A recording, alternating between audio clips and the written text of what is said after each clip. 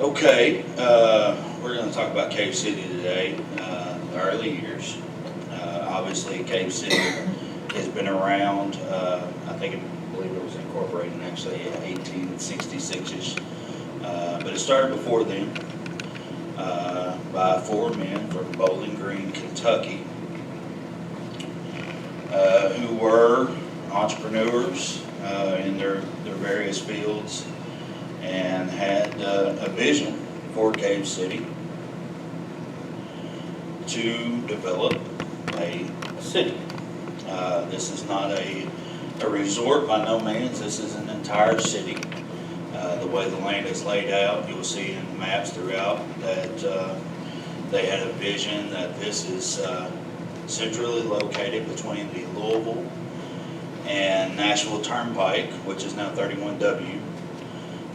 That I believe started in around 1826, completed honestly between on up there around 1849 when it actually got completed, which ended up being basically, as we know today, a gravel-bedded road that stagecoaches could go. It was actually a toll road, and they actually collected toll every 5 miles throughout this turnpike, if you can believe having to stop every 5 miles. But when you're in horse and buggy, 5 miles, I guess it's tolerable stopping in that short distance. In the beginning, these 4 entrepreneurs purchased a tract of land that pretty much looked like this right here. We have nothing but cropland, and they saw a vision. These 4 individuals were all associated with the railroad.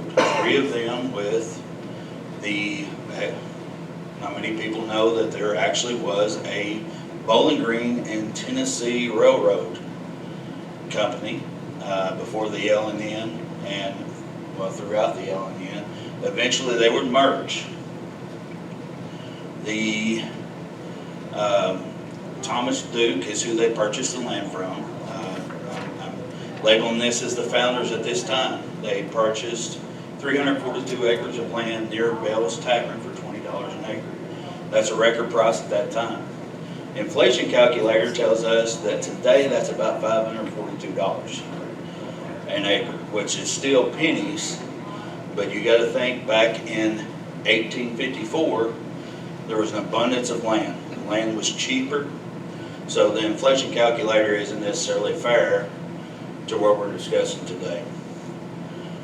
These 4 individuals was John H. Graham, Thomas Quigley, and Atwood Gaines Hobson. Talk about a power name right there, Atwood Gaines. Who wouldn't name their son Atwood Gaines? That's a power name.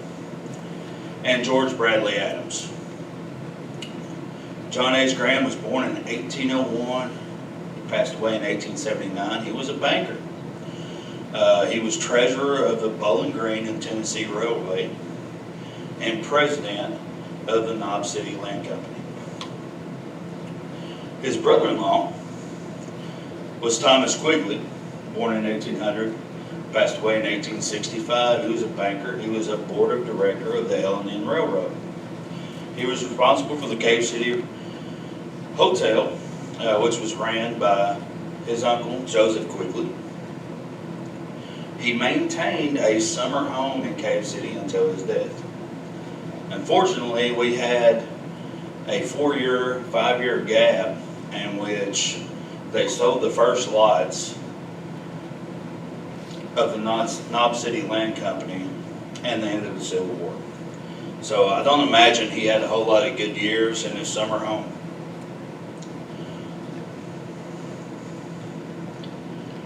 Atwood Gaines Hobson, of course, I don't know if any of you are familiar with the Hobson House, and I believe it's Riverview. There's a golf course around it now. But a very wealthy and prominent individual in Bowling Green, Kentucky. Again, all these guys were Bowling Green, Kentucky, despite what you see on the internet. A couple of them later moved to Louisville. But he was born in 1815, died in 1899. He was also a banker. He was secretary of the Bowling Green, Tennessee Railway.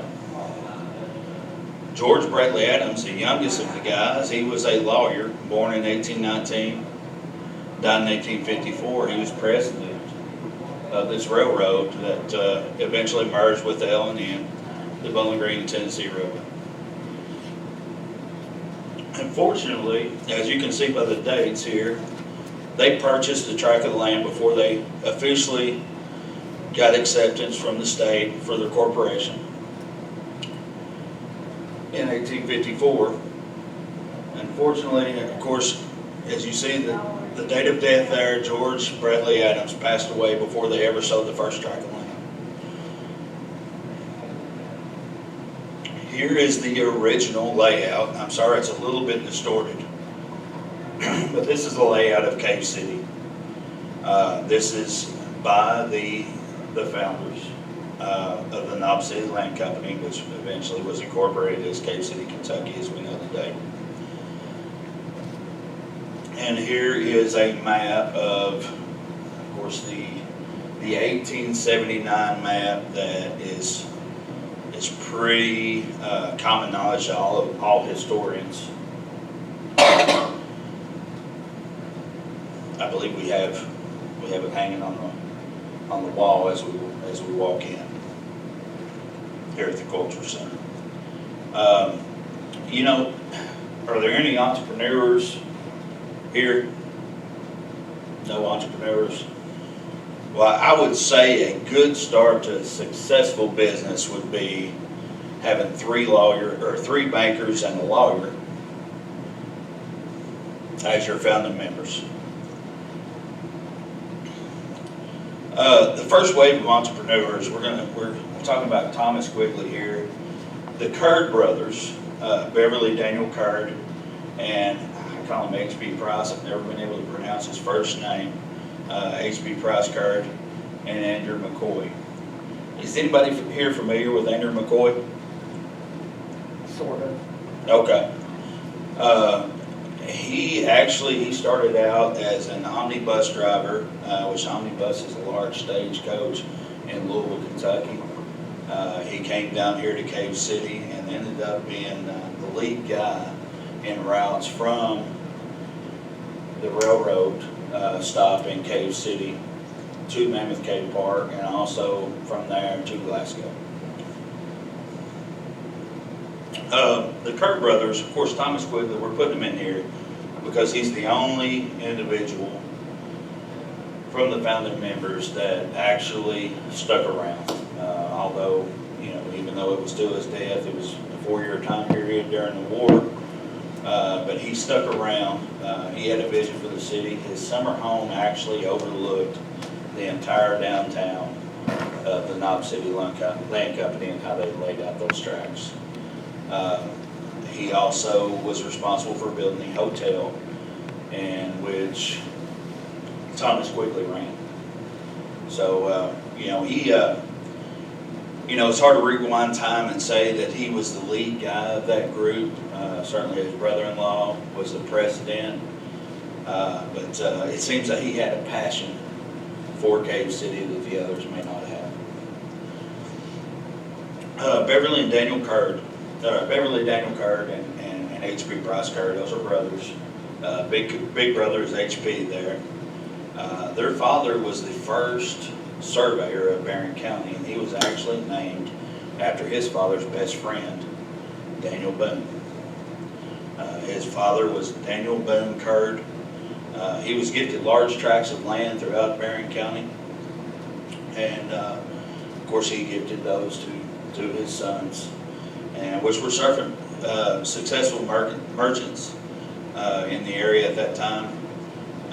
They had the first established mercantile dry goods store in Cave City. And in fact, during the Civil War, you had a hotel, a post office, which actually Beverly Daniel Curd was the postmaster at that time. And of course his brother ran the store. And they were the actual first business, you had rewind. Thomas Quigley had the hotel, which his uncle Joseph ran. Beverly Curd and Price Curd had the first mercantile business, and Andrew McCoy had the stage line. He actually had partners, which he was an employee of from Louisville, that helped him in this route. Okay, we're backtracking here a little bit, but the Curd brothers were the sons of Daniel Boone Curd, named after his father. Okay, we covered that. HB and BD were gifted many acres. We covered that. Okay.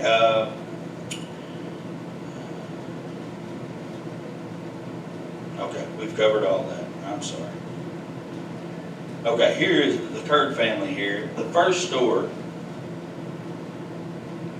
is right here. This store was actually located on the corner of First and Broadway, which at that time was Kirtley Street. The People's Bank building is located there now. As you can see right here, the son of H.B. Price Curd continued with the dry goods sales. This is the store here. This actually, I believe this actually is E.W. Curd. But y'all familiar with the old song, "I Owe My Soul to the Company Store"? They actually had coins. They had their own currency there at the Curd store, which is pretty neat. This is actually one of the stores. By no means is any reference to, the slave labor of the old coal mine towns, but I found it pretty interesting that they had their own tokens at the store that they sold and traded for labor at the time. We're going to go back to Andrew McCoy, one of the first entrepreneurs of the area. Andrew McCoy, this is his home as stands today. It's on the National Registry of Historic Places. Here's the stagecoach. We don't know for sure. This says Mammoth Cave Stage Lines. We don't have a name on this.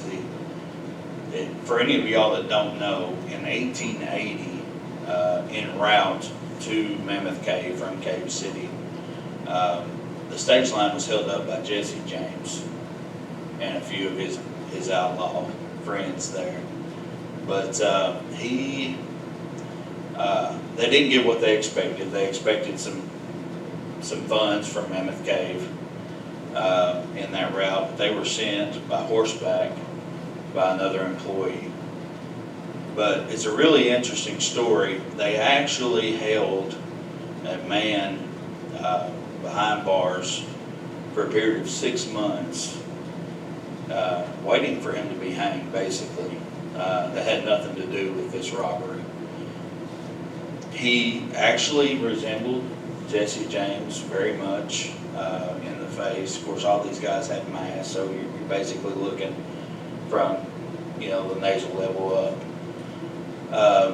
But the funny thing is, and I don't know if we'll say it's funny or not, but when Jesse James was assassinated during his home, one of the things that was taken during this stagecoach robbery, we had a Judge Roundtree that was present in the stagecoach, and they picked up his pocket watch that was engraved inside.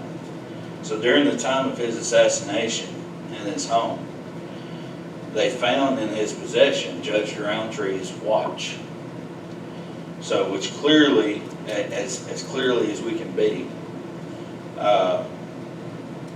tells us that Jesse James actually was the culprit behind the stagecoach robbery. The man was then released. Luckily, he was not hanged. That's something that is really fortunate for that individual. But I hate that the man was assassinated. Of course, trial and what have you would be would be the appropriate thing, but upon his death, an innocent man was released. So, yeah, but back on track here. This is McCoy's home in the center, right here, and of course this is his gravesite. Let's talk about something that is really not a lot of people know about. Throughout the Civil War, again, we're going to touch base, and I'm repeating myself, I apologize, but there wasn't a whole lot going on. The Knob City Land Company waited until the completion of the railroad before they sold the first tract of land. And obviously, they did that because land's going to go up. As soon as that first train rolls through, they made their investment in 1854, but didn't sell their first tract until 1859. Train goes through, guess what happens? I mean, it's a new wave, a new way of travel. It's twice as quick as we've ever experienced before. And we've got a hot spot right here. We've got Mammoth Cave National Park. People from all over the world are coming to Cave City to see Mammoth Cave National Park. But we had these three businesses. Civil War breaks out. Man, I tell you what, war between the states, that's the only war other than the American Revolution that's ever happened on our grounds. I mean, think about that. All the wars we've experienced throughout time, the Civil War, the war between the states, is the only one we've experienced on these grounds. And of course, not to exclude the Native Americans, there were plenty of battles there. But I'm talking about battles between other nations and within ourselves. So that certainly put a hold on everything. But let's talk about Mary Ann Landers and her husband. This couple came over here during 1849-ish because of the Irish famine. Is anyone familiar with the Irish famine here? Okay. Basically starved to death. They got on any ship that they could find to come to America or anywhere that they could go, honestly. I mean, when you're starving, you'll go anywhere. You got babies, you want to feed them. So they jumped on these ships. Many of them were cargo ships, not fit for passengers at all. They only had enough supplies on these cargo ships to feed basically their workers, the crew on the ship, whatever it took to maintain, to get the ship and its workers from point A to point B. But, people jumping aboard, giving whatever monies they have, they jumped on these ships. Unfortunately, less than half of these people arrived in the States. They were called coffin ships because half of the people that boarded the ships were buried at sea. They starved to death. If they weren't starved before they ever got on the boat. Of course, when you get hungry and you're lacking nourishments, the body starts to break down and you're susceptible to any virus or disease that's around at the time. So Mary Ann Landers is a very interesting story. She, of course, was born in Castlebar, Ireland in 1828. She passed away here in Cave City in 1879. Her grave actually lays behind Cave City Hall. Her and her husband owned 4 lots in behind Cave City Hall. Her grave, as you can see, this is when the grave was unidentified right here. This is what it looked like. Some townspeople have gathered together once they've learned their story, and this is what it looks like today. But interesting thing here, once you arrive in America during the mid-1800s, the Irish folks were treated no better than slaves. Okay, people looked upon them totally different than any other people of the Caucasian race. Not sure exactly why that is. Of course, it kind of came from the British. They certainly looked down on them, and they did them no favors during the potato famine. But, you know what, we had a wave in this country during that time period, and that was the railway wave. And they were looking for any workers that they could possibly find during that time period to work. And on the East Coast, that was primarily Irish Americans. That's what they used. West Coast was more so Chinese. But that's not what we're talking about today. The Irish, in 1856, I believe,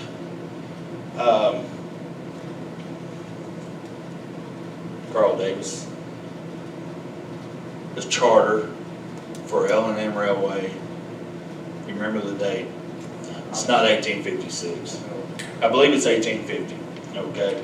So in 1850, there was a charter issued from the state of Kentucky to go from Louisville, Kentucky to the Tennessee line. The Bowling Green and Tennessee Railway had a charter to go from the Bowling Green, obviously, to Nashville. Eventually they would merge, but in 1856, Mary Ann Landers and her husband arrived in Cave City, Kentucky. They started selling alcohol during that time period out of tins. Fast forward to the completion of the railroad during 1859, when the first train ran through, they purchased property from the Knob City Land Company and built themselves the first tavern in Cave City, Kentucky. So what we have here is an Irish immigrant selling spirits in Cave City, Kentucky in 1859. There was more to follow, but these folks, these were the first. And the interesting fact here is when you do history and you do research and you look at the census reports, what is a common thing that you find?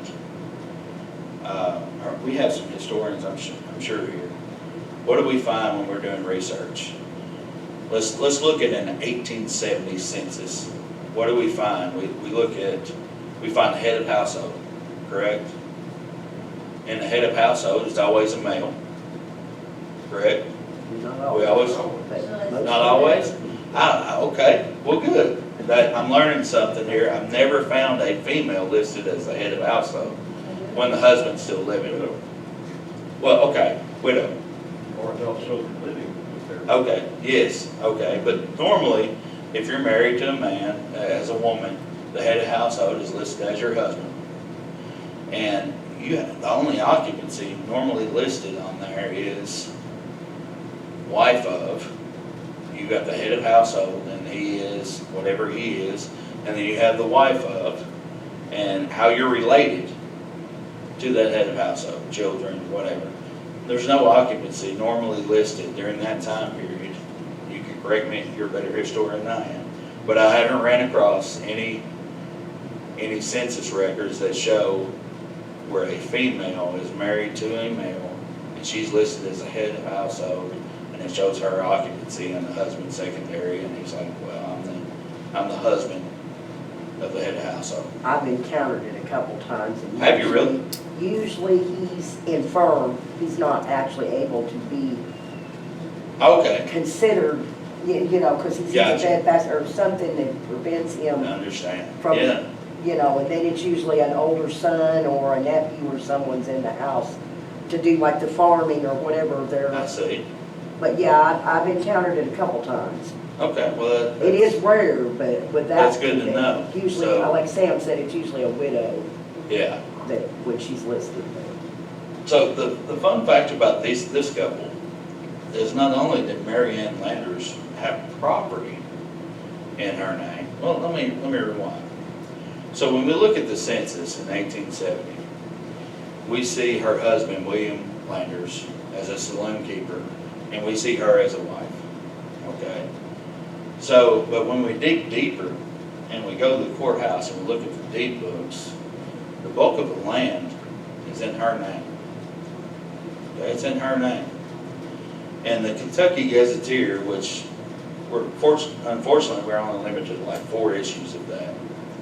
But they show that the alcohol license that they had, of course, her husband was listed as a saloon keeper.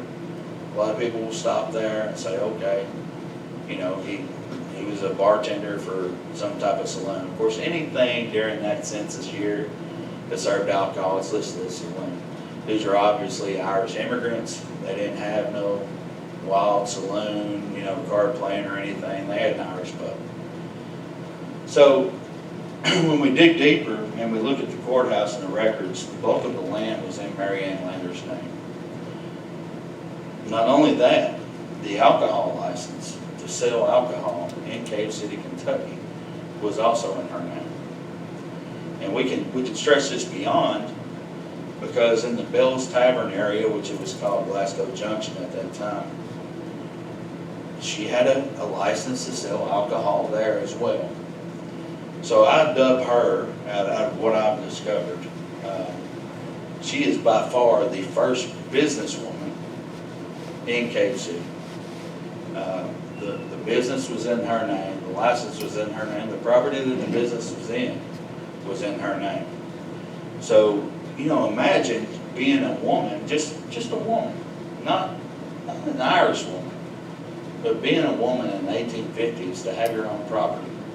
Like, how many have been to the courthouse and searched deeds and seen how many and we're all immigrants, don't get me wrong, but second generation immigrants, that females that have property in their name. It's rare. It's not very rare. So this woman was obviously a go-getter. Now, we don't know if when she arrived here in the States, her daughter married at a young age. She was 17 years of age. Her daughter had a different maiden name. She wasn't a Lander, she was a Gavin. But possibly through sailing across the ocean here, you know, maybe Mr. Gavin passed away during the journey. We don't know that. We can't find any marriage certificate for her and Mr. Landers, William Landers. But we do know that she had more property in her name. The business was hers. She held the business license for it to sell alcohol here in the state of Kentucky. But very interesting individual. This is the grave, which, as I said before, it's a semi-above ground tomb. It's more of a monument that's raised. She is definitely planted deep in the earth. But this is lying behind Cave City Hall. This is how we found it. Of course, you can see a lot of moss, lichens, and what have you on the stone. Afterwards, you know, different story here. This was her home. This is Dunrobin. There's been a couple families, mainly the Ferguson family, that lived here, you know, after her passing. But this is the home that she owned, which still obviously stands today, at the time of her death. Okay, here is Cave City. This is facing First Street, around 1905 from the train depot. The way First Street was laid out, obviously the main course of transportation during that time period was obviously by rail. So First Street was the prominent highway during that time period. Here we see the only structure still standing today is right here. This is the People's Bank. This is on the corner of First and Broadway. During this time, Broadway would have been called Kirtley Street. All these other structures here have since been destroyed. 1901, we had one of the first automobiles in the area. These individuals, we don't necessarily know for sure who they are. There's strong belief that this is Mr. Cowell. Not Caldwell, Cowell. I believe those two are out of towners. The man that's standing there, sort of Will Rogers looking, Okay, And I have seen his name before, but I can't recall. okay, I all don't right. know who the creepy fellow is standing back on the roadside. Well, there's kind of a headless man there. No, yeah, I've heard that discussion before. Miss Linda Hunt, I'm sure you all are familiar with her. She seemed to think that that was the president of the People's Bank, of course, in the background there. Hard to tell on these pictures, man. I mean, Cave City it's a tough town. I'm not sure exactly why more people don't hang on to photos such as this. Fortunately, we have a relative of Mr. Davis here that his family submitted a lot of his photographs to Western Kentucky University, and we have those to speak about. That's pretty much all we have. Thomas Quigley's summer home, right here it is. This is on the corner of, at that time, at the time of its construction, was Railroad Drive and Cave Road. Now it is called Mammoth Cave Street. It's just past, as you're going to Broadway, heading towards Cave City. As soon as you cross the railroad tracks there, it's immediately on your left. That was Mr. Quigley's summer home. Of course, a lot of people have owned that home since. But you know, the perspective, his viewpoint from that home enabled him to look over the whole city that he and his partners had laid out. It's a great view from that point. Similar point of view right here. Of course, his home would be located across the tracks down here in this corner. We can see, obviously, this is Broadway looking east from the railroad tracks. Again, the only structure that exists today is going to be the People's Bank building right here in this corner. But it's a nice photo.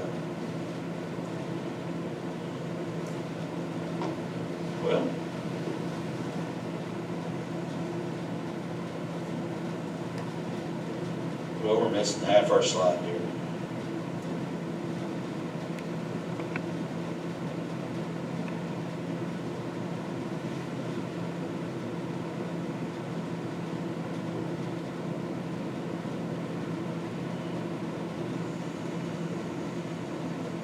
Well, while I rummage through this, do we have any questions?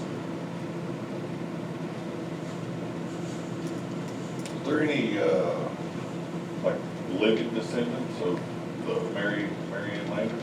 Yeah, there actually is. We have Mary Ann Lander's daughter actually married the son of H.P. Curd. H.P. Curd, obviously, the Curd family store is there. O.F. Curd, his son, let me rewind here. Okay, that's incorrect. Trick Curd's son, O.F. Curd, married Mary Ann Lander's daughter, granddaughter, Cecilia Grimes' daughter, which was Katie Grimes. They are a descendant of both of those individuals. O.F. Curd III recently passed away in 2005, I believe. He was a doctor in Bowling Green.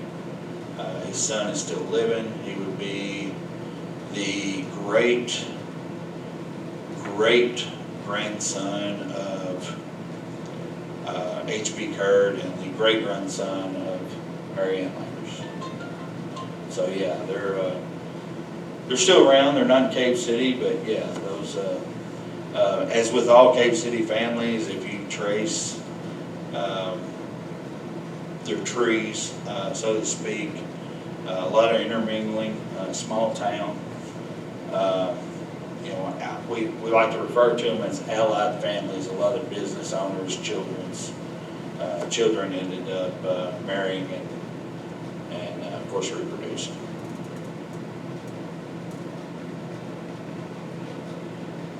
That Landers establishment that just opened a year or so ago, was that named That is after? actually, yes, that is in honor of Mary Ann Landers. There is, it's an Irish pub located right behind, if we look at our tracts of land here, you can see First and Curtley right here.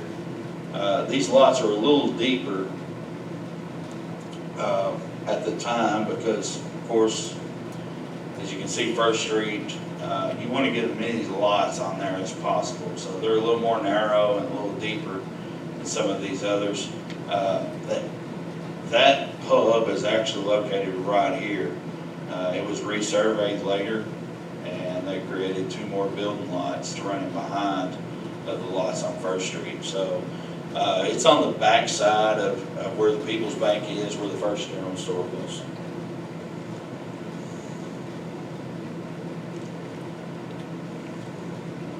Of course, again, same reference here. This is the original map as laid out by the Knob City Land Company.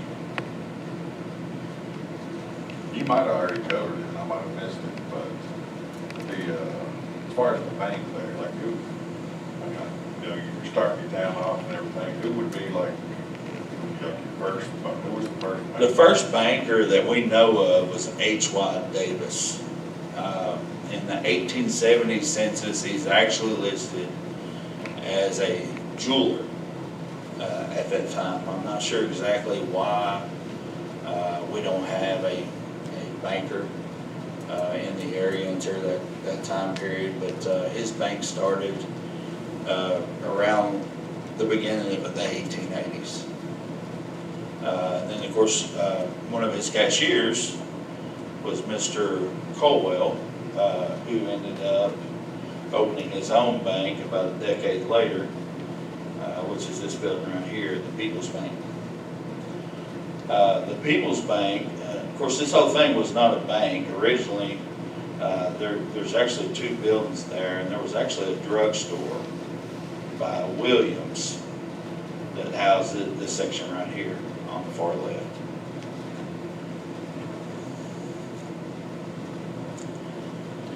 Tough crowd. Y'all got some questions? Come on. What about the house that she, Landers? Uh-huh. Where is that? Is it still standing? Okay, yeah, as you cross the tracks, that house is owned by a lady, I think it's Laura Dennison. Okay. She is, actually the house is for sale now, if any of y'all want to invest in some real estate, but,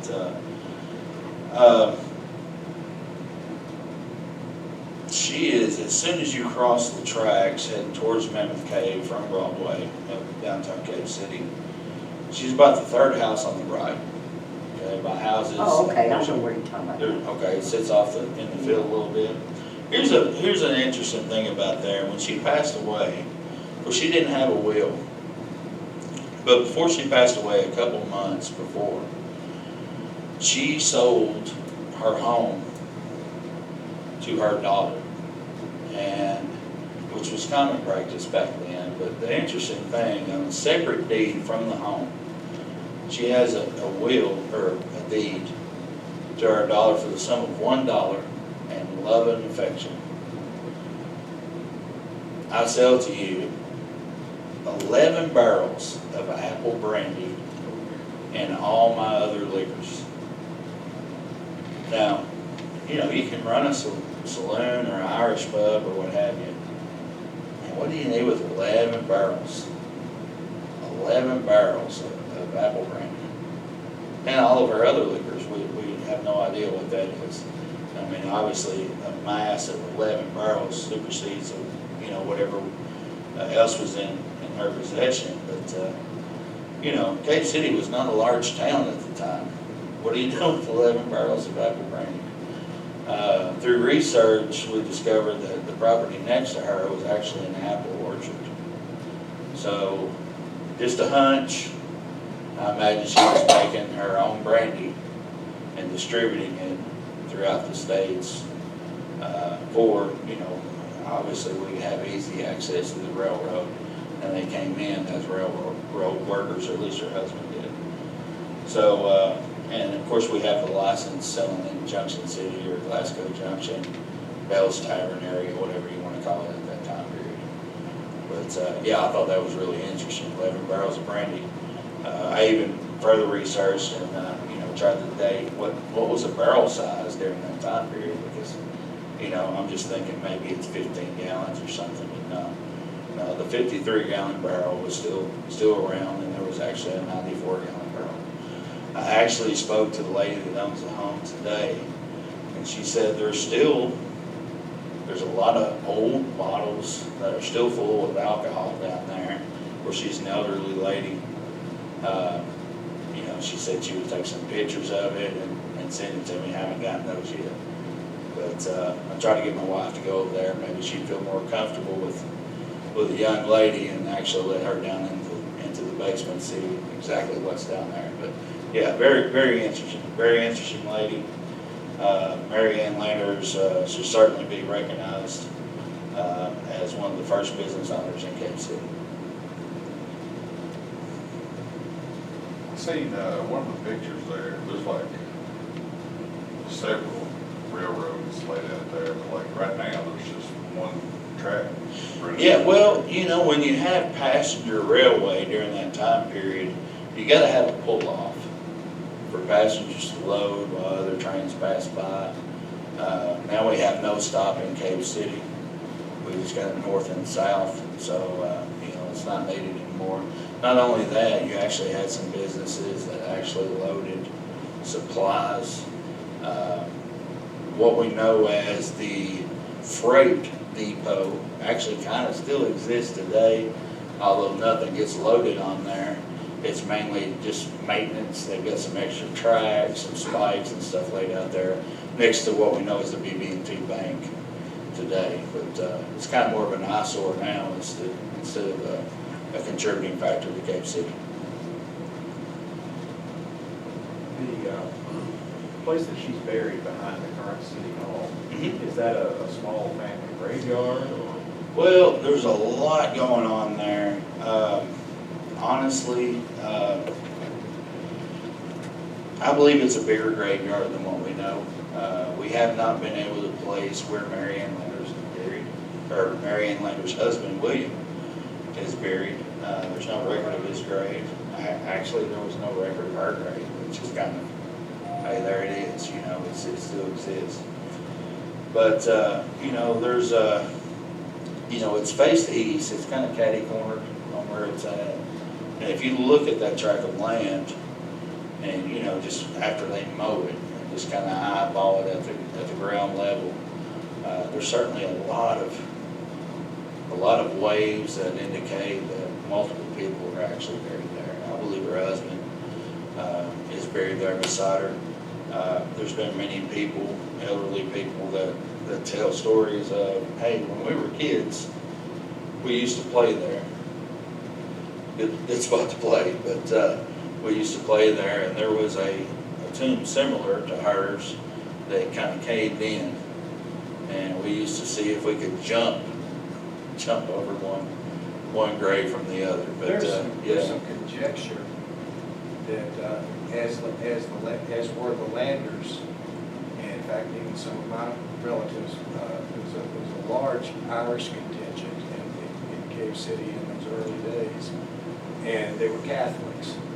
And I've heard it, I don't know, there's some people that say that this is fanciful, but that the Catholics, that may have been a plot where certain of the Catholics might have been buried. Have you heard that? So I don't know that to be true, but if you look at the early census, there are a lot of Irish in Cave City. Many came through with the railroad, and many, like some of my folks, stayed there. But it was, that would have been, they might have, at that time, the Cave City Cemetery has never been owned by the city. Correct. That may change pretty soon after. I don't know what type of prejudices there might have been toward the Irish and the Catholics. There may have been some need for a separate burial area. But I don't know why hers is the only grave that seems to be there. Yeah, there's actually, Mr. Hatcher, you know his first name? Wayne Hatcher. He actually, did a semi, research project on this. The thing that threw me off with what he had, we haven't been able to touch base, for whatever reason, but, he had, you know, the corner of Second and Owen listed as a Catholic cemetery that the Biles had donated to the Catholic Church, I believe it was out of Louisville, to obviously erect a building there and create a cemetery. For whatever reason, that didn't happen, and that land was gifted back to the descendants or the heirs of the Biles. I think what we may be talking about here is he's probably on point in what he's saying, but I think he might have the corner block mixed up because the Biles actually owned, let's see if we can pinpoint here. This right here, you can see that it's a W. Landers is what it is. And the lots behind it up here actually belong to the Biles.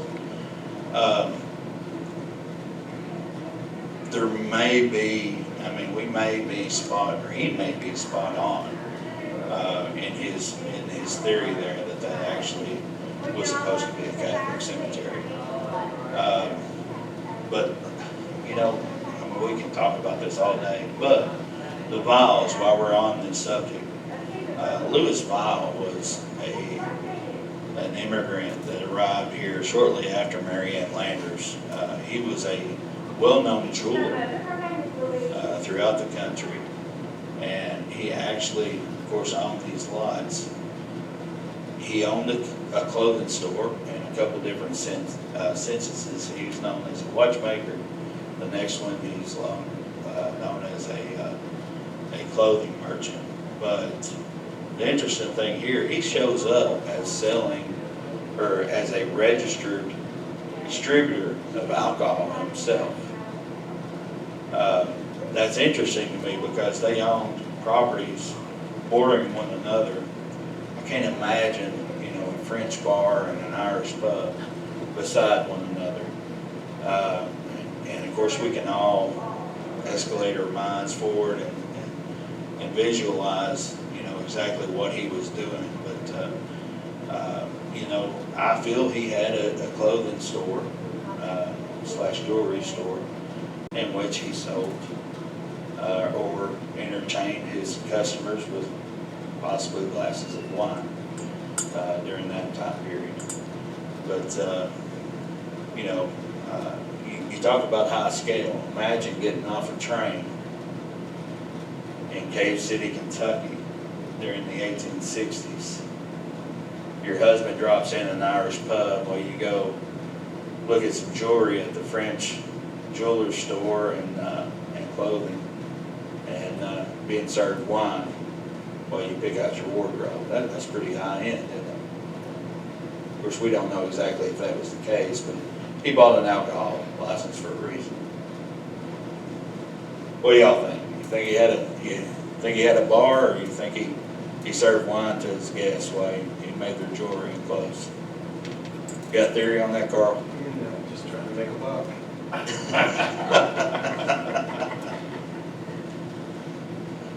All right. Any more questions?